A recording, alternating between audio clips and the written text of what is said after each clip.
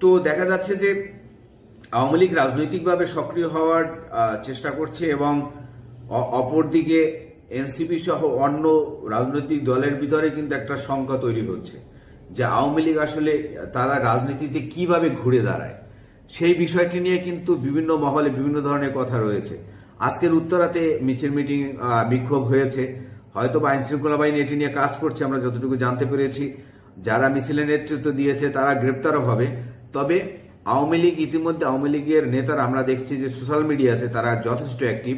তারা গ্রেপ্তারকে যাতে ভয় না পায় সেই ধরনের ক্যাম্পেইনে প্রচারণা করছে এবং তারা গ্রেপ্তার হতে রাজি রয়েছে, কিন্তু তারা রাজনৈতিক কর্মসূচি চালিয়ে যাবে বলে ঘোষণা দিচ্ছে।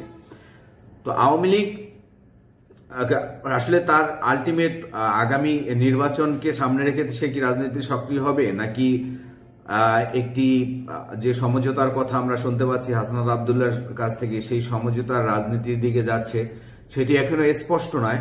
তো আমরা মনে করছি যে রাজনৈতিক মাঠ আরো উত্তপ্ত হবে বাংলাদেশের এবং এই রকমের বিক্ষোভ মিছিল আমরা আরো দেখতে পাবো।